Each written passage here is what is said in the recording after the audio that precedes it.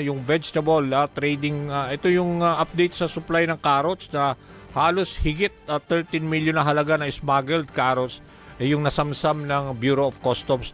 Makakausap natin ang isang vegetable dealer, si Lorna Menzi, sa linya ng telepono sa La Trinidad Vegetable Trading Post. Ma'am Lorna, si Danny Buenafeo sa programang Kabayan. Good morning, sir. Oo, good morning. So, kamusta ho itong balita na smuggle daw na carrots na halos 13 million ang halaga? Ano ho bang epekto nito sa inyong negosyo, if ever? Sir, yung mga ibang faktura ng kasamahan namin medyo nahinto kasi yan nga, ang kinukuha nila is yung smuggled na carrot.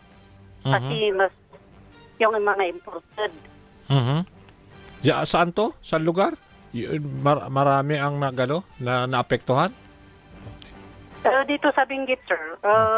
Apektado yung mga farmers namin kasi dumami nga yung smuggled na carrots. Okay. Although, kasi diba sir, may si Secretary Laurel na aside from yung mga Secretary Laurel.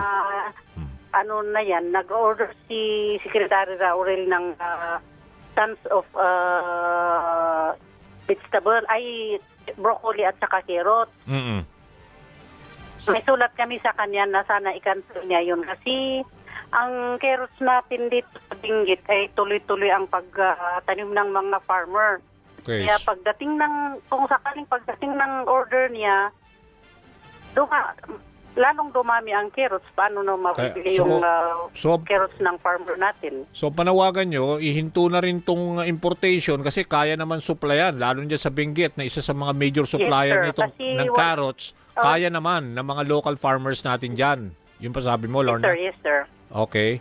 So, ibig sabihin, dahil dito sa nangyari, yun na nakaka-apekto. Lalo ngayon, magpapasko, wala naman na hubang pagtaas sa presyo ng carrots dyan, manggagaling Benguet? Wala na sir kasi dumaan na yung bagyo. Wala namang bagyong dumarating na sisira sa gulay natin. Kaya siguradong dadami ang carrots by November at December, January. Okay. So maliban sa carrots, yung supply ng ibang gulay na nanggagaling dyan? Hindi ba kayo naapektuhan ng bagyong Salome? Hindi naman sir, okay lang. Okay. So etong yung ibang gulay na somehow affected din kayo aside kasi alam ko carrots is one of those. Carrots at yung broccoli. Oo, yes sir. Ang apektado as of now. Okay. So wala namang yung bang dinadaanan nyo na pag-deliver ng mga goods towards, di ba kayo rin nagsusupply sa Metro Manila, yung mga public markets?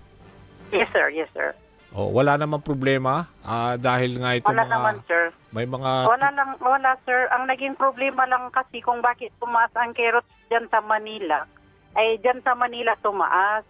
Ang itinaas dito is hanggang 250. Pero yung 250 na yun, madalang. Tapos iisang karga lang. Mga 5 tons lang siguro yung tumaas ng 250.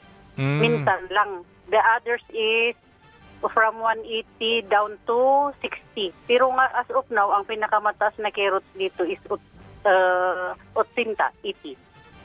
Per kilo? Tama ba, Lorna? Per kilo, oo. Okay. Kaya kung bakit mamataas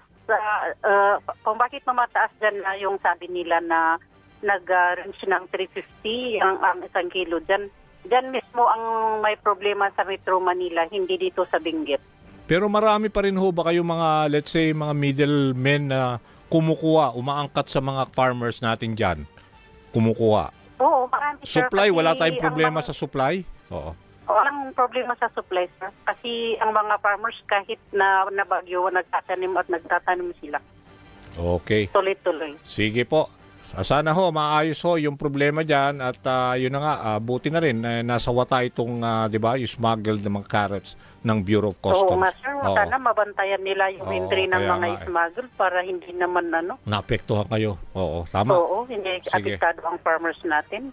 Okay, sige po. Maraming salamat sa oras at okay, good luck dyan sa La Trinidad. Thank you.